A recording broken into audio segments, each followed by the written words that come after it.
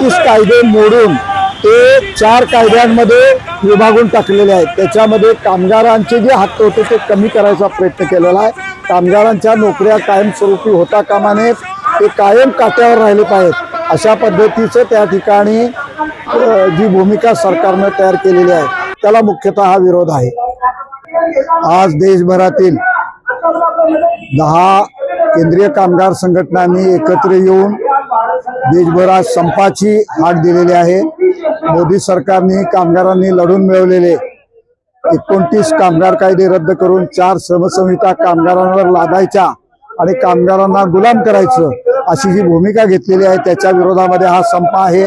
कामगारांचे अनेक प्रश्न आहेत, कायद्याच्या सहाय्याने ते सोडवू इच्छितात, पण सरकारने कायदेच गायब करायचा कार्यक्रम सुरू केलेला आहे। त्यामुळे आज ही सुरुवात आहे।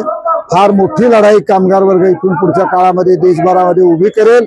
या 4 संहिता जशा शेतकऱ्यांचे 3 कायदे शेतकऱ्यांनी लढून प्रसंगी शहीद होऊन त्या ठिकाणी नष्ट केले, त्याच पद्धतीने या 4 कामगार संहिता प्रसंगी बलिदान करून कामगार वर्ग नष्ट केल्याशिवाय राहणार नाही असं हे उत्साहवर्धक असं आजच्या संपाचं वातावरण या ठिकाणी आहे।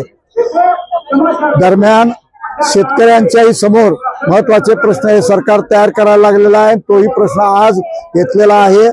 ट्रम्पनी दादागिरी करून शेतीमाल आमच्या देशावर लादण्याचं जे धोरण घेतलं आणि मोदी सरकारने अत्यंत दुबळेपणाने त्यांच्या समोर लोटांगण घातलेलं आहे, त्याही विरोधामध्ये आजच्या मोर्चामध्ये ट्रम्प तेरी दादागिरी नहीं चलेगी अशी एक भूमिका त्या ठिकाणी कामगारांनी व्यक्त केलेली आहे।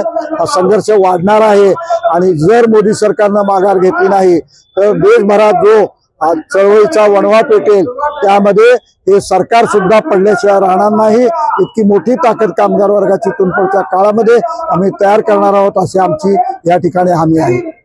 भीमा कृषी 2026 भव्य कृषी व पशु प्रदर्शन 13 फेब्रुवारी ते 16 फेब्रुवारी पर्यंत। प्रदर्शनाची वैशिष्ट्ये: तांदूळ महोत्सव, कृषी योजनांची माहिती, मत्स्य बीज माहिती, ड्रोन शेती, डेअरी फार्मिंग, सेंद्रिय शेती, फळबाग व फूल शेती। प्रदर्शनाचे खास आकर्षण बैलगाडा शर्यतीतील हरण्या बैल व 5 फुटाचा इग्वा निसर्डा। प्रदर्शनास भेट द्या मेरी वेदर ग्राउंड कोल्हापूर।